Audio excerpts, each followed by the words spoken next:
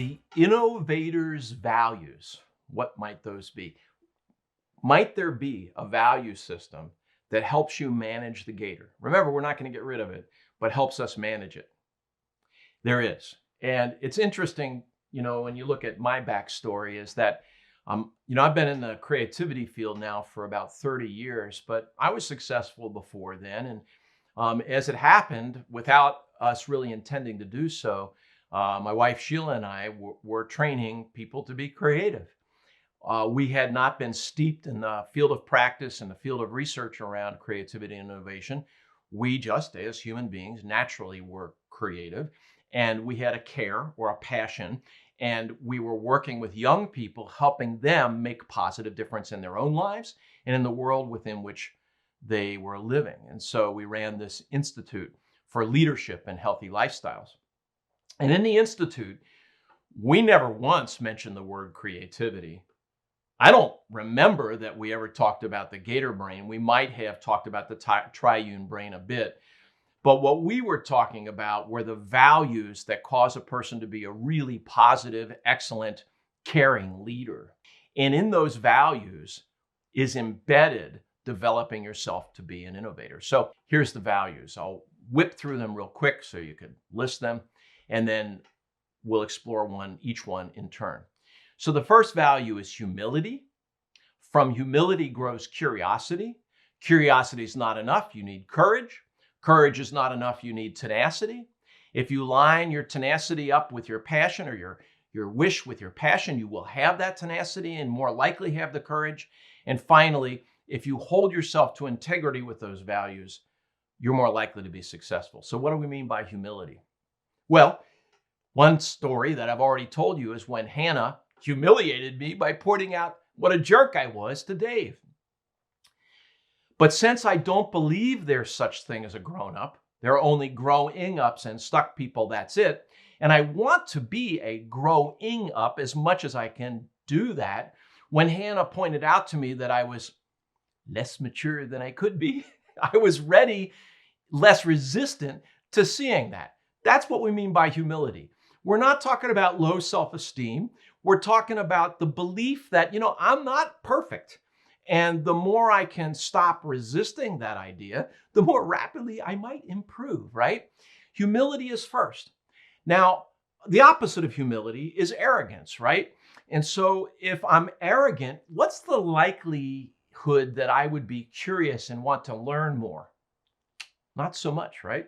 So with humility, grows out of that, quite frequently grows curiosity. Now, curiosity is a core value for leadership. It's a core value for creativity and innovation. You might hear of a term called the polymath. The polymath is a human being who's curious across a lot of domains, and they feed their brain with information, skill sets, methods across a lot of domains. I'm like that. I'm curious about a lot of things. And so, you might see me on my backhoe one day figuring out a way to build something. You might see me in my wood shop. You might see me working on pandemic risk mitigation. You might see me facilitating welfare reform. You might see me working to create a better spinal implant to stiffen up the spine for somebody that had deleterious spinal problems, right? I'm curious across a lot of domains. And fortunately for me, I get to learn across a lot of domains given the work that I do. So curiosity then draws information into our brain. And this organ, the brain, what an amazing thing. When we're sleeping and when we're awake, both, the brain is sorting and organizing information. When we have aha moments, what's happening is the brain is connecting two thought patterns that had not connected before in a novel way that we perceive as a potential useful breakthrough to whatever it is we're noodling at that particular time. So curiosity is essential. So you want to raise curious kids. You want to be as curious as you can be. Matter of fact, Sheila and I never told our kids they were smart. That's static. We told them they were good learners. It's a great parenting hack. Encourage your kid, say, wow, Timmy, that was good. You're a good learner. Don't ever say to them they're smart. And that way they'll be reinforced for being curious, right? Now, when you're humble and curious, your brain is going to make some novel connections and you're going to have strange ideas. When you have those strange ideas, what happens is, because the world is full of gator brains, including yours, and you bring them out into the world, it's a common dynamic where you're going to get some pushback, right? The gator brains of others. You'll have to justify it. It's interesting to me that they say about a doctoral thesis, you have to defend your thesis, right? You go in knowing they're going to attack you. Gator brain will be alive and well. And so when we get ourselves to that place where we're courageous enough to pull something forward or put it out into the world for others to kick the tires of, and they're not trained in point, right? They're not going to praise first necessarily. The world's not going to be gentle with you. You may get dejected. So out of that comes the need for tenacity. Not stubbornness, but persistence with humility. That's how I think of tenacity.